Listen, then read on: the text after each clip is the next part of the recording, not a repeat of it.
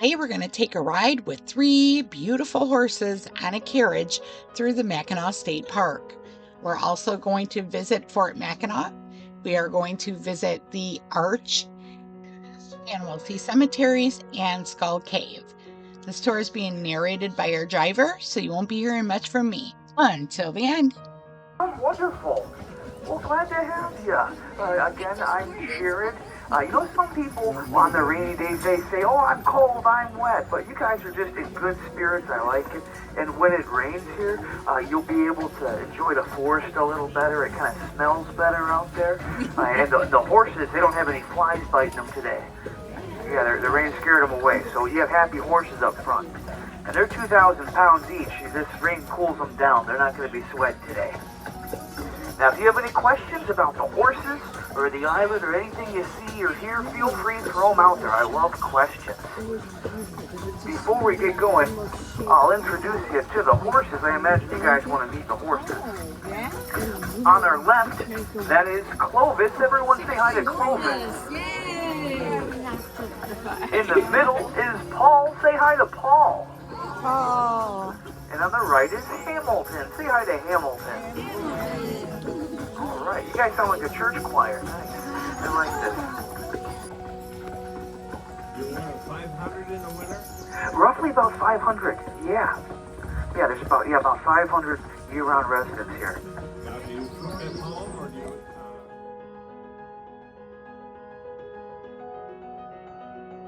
The state park. Oh, before I get going on about all the history and stuff, we are in the Michigan's first state park, the Mackinac Island State Park. This used to be a national park for 20 years.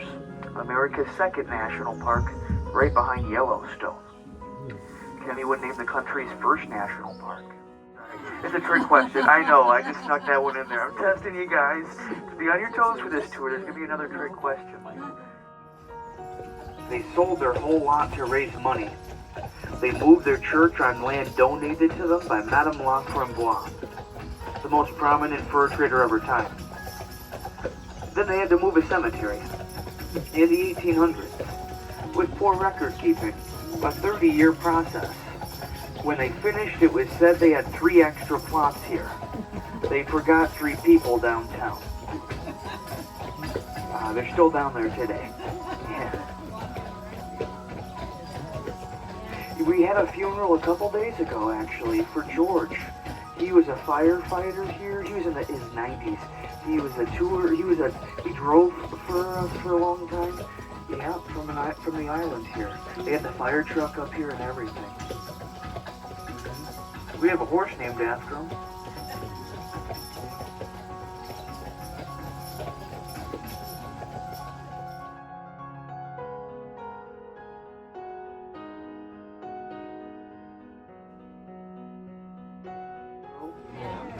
He comes out here a couple times. Met him one time. If you took a left, that'd take you out to the dump where all the horse manure goes, and yard waste, and food scraps. Actually, when I worked here, George, he drove the slop wagon that took all the food scraps out to the dump. And if you watch, there's an episode of Dirty Jobs where Micro comes to the island. With George, he rides around on the island and shows them the route here. So, yeah.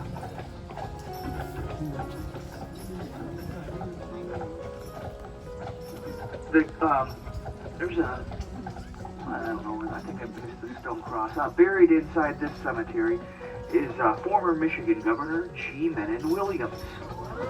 Yeah, better known by the nickname Soapy. Yeah, his family owns Mennen Soap. Remember those commercials? Mennen.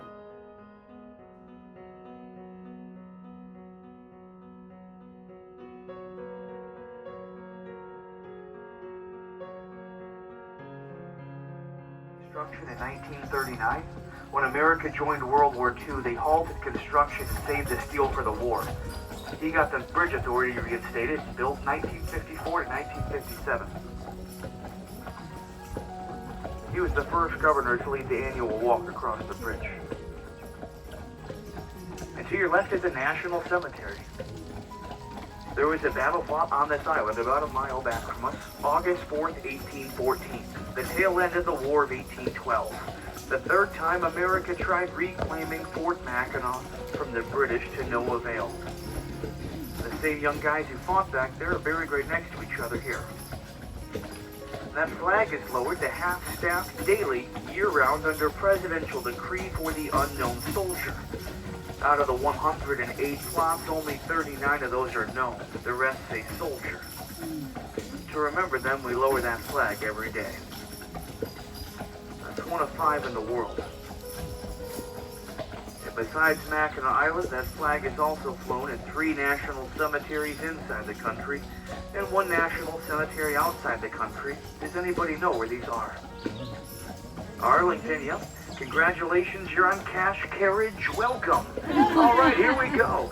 There's Mackinac, there's Arlington, there's 3 more. 2 in the country, 1 outside. Flag for the unknown soldier. Normandy, France, yeah, that's 2 more left in the country. When they first arrived here, the lake levels were much higher. Rapidly, as everything was shifting, more and more shorelines appearing every year. And this island resembled a giant turtle slowly surfacing from the depths of the Great Lakes. So they called this place Michilimackinac, land of the Great Turtle, or Mackinac, Great Turtle. And the French would call this Mackinac with the silent C. Today we call it Mackinac.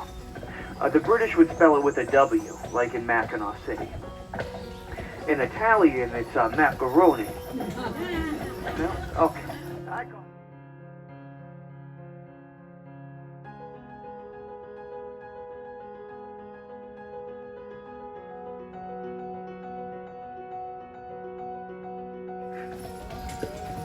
Skull Cave gets its name from a story about a man who hid inside that cave and woke up surrounded by skulls and bones. Would you like to hear the story? Okay, so just last year I was hiding in that cave, right? Okay, this is the French-Indian War. The year is 1763. Britain had just conquered, and they take all these forts built by the French. We're at Fort Michilimackinac in Mackinac City. The new commander of the fort is this guy in his early 30s from England, Colonel George Etherington. Never seen an Indian before in his life. He'd only heard stories. He's kind of naive. Hundreds of these guys are outside the fort, the Odawa and the Sook tribes, and they begin playing this lacrosse game by the beach. They invented lacrosse. Back then it's called bagataway. They're painted up, wearing feathers, throwing this ball back and forth. The British are watching them. They're in culture shock. It's like seeing the Super Bowl for the first time. They have no idea these guys are wearing war paint. They had just attacked Fort Wayne in Detroit. They're part of Chief Pontiac's rebellion. Guys from Detroit trying to stop King George from taking over Michigan. They throw this ball over the wall of the fort. As they run to retrieve the ball, they unveil cloaks. They hand off weapons. They storm the fort. They massacre the British.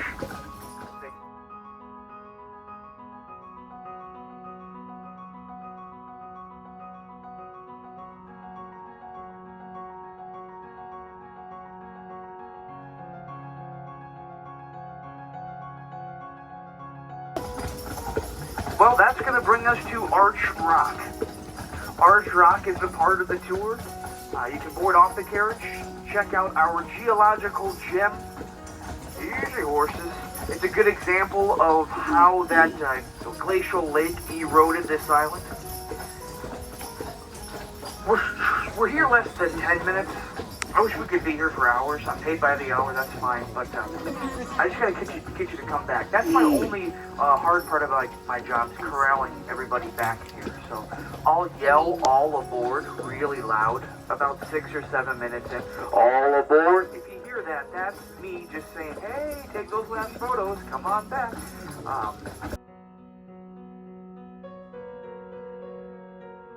So we're at Arch Rock. This is the nature center. They have a naturist bathrooms and a whole bunch of stuff that you could do behind here, trails and everything else. And then over here is Arch Rock, so you can go up to the top. You can go way up to the top, but I didn't get a chance to do that. So we finally make it to Mackinac Island's Arch Rock and Milliken Nature Center. So behind the Nature Center, they have trails and statues And inside they have all the information you would need to learn about Mackinac's geological wonders, like Arch Rock, Sugarloaf, Skull Cave, and other landmarks that are around the island. They also have really nice restrooms, which is a bonus here. From the platform, there are several areas you could go and see Arch Rock. So it's a natural limestone arch that spans about 50 feet. It creates a spectacular window through which you can see Lake Huron, more than 140 feet below. It was formed during the Nipissing post-glacial period. Earliest written accounts of Arch Rock come from about the early 1800s. And it does mention that people were able to walk across the arch. Today, that is totally illegal. So here's a view of Lake Huron, and it's pretty clear. It looks like it might have a little bit of mud drawn up because it was raining today, but if you look down, you can see the beaches and the coastline. It is really beautiful from up here. As Mackinac Island transitioned from a military outpost to a tourist destination, Arch Rock quickly became a focal point. For example, the Victorian vacationers in the 1800s would make the trek to Arch Rock after dark to watch the moon rise through the opening. Right now, it is a stable rock formation that should remain intact for the foreseeable future. However, it does experience erosion from wind and water, and someday will probably fall down. So now is the best time to go see the Arch Rock and visit the beautiful Milliken Nature Center. So I'm going to go over here and get a picture of our team that's pulling us around. Aren't they pretty? This is our team. Right here. I forgot their names, but I'll go find out right now.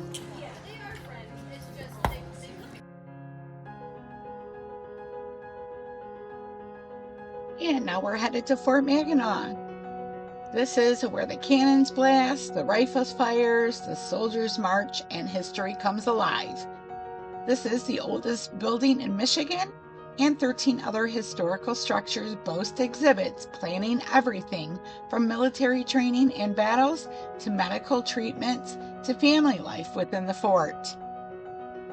It is more than just a military outpost. It serves as home for soldiers and their families, and eventually the headquarters for the Mackinac National Park.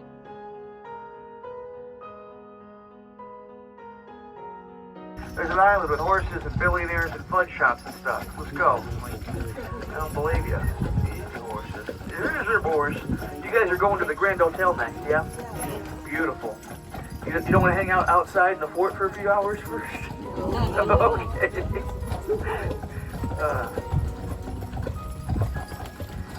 I'm excited for the apple blossoms.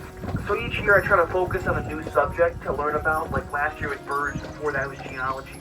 I want to learn more about the fauna, like this is a Siberian apple tree to your left here, and it just grows really cool, but it's got the really cool the apple blossoms, the flower, because that's our state flower is the apple blossom.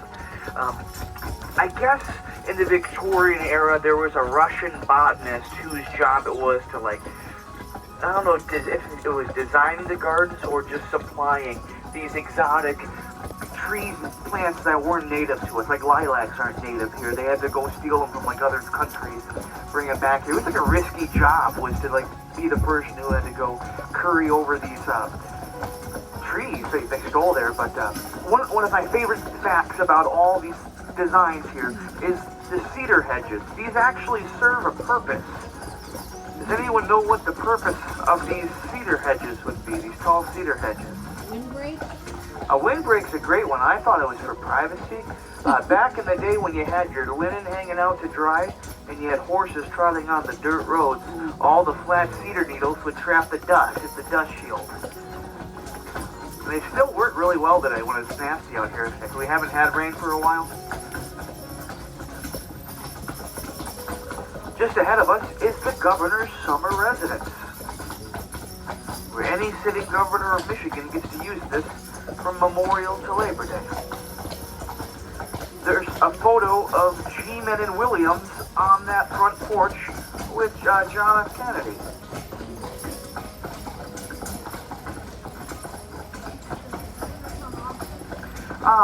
Not often, periodically, for the holiday things or maybe some conventions and stuff. Every now and then.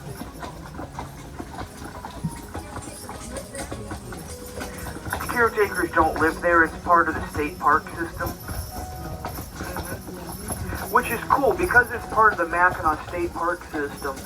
It's not like state funded or taxpayer funded. All of the revenue from the fort or the homes on the east and west bluff. There are Victorian cottages along the bluffs built during the days of the national park. And today it's state historic property. You can own the home, you lease the land from the state. Those leases help pay for the upkeep and things like that. There's the Michigan State Park System, and then there's the Mackinac State Park System. The Mackinac State Park System started in 1895. The Michigan State Park System started with Interlaken in 1925, I believe. Interlaken was the first one in the... but there are 3 state parks in the Mackinac State Park System. There's... Ooh,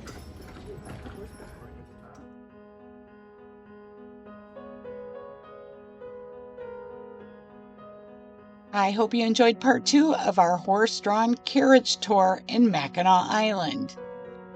If you haven't checked out part 1 of the Mackinac Island City tour on the horse-drawn carriages, you got to check that out. Please don't forget to like, subscribe, and share my videos. And remember, it is up to you to make it fun and make it yours. We'll see you the next time.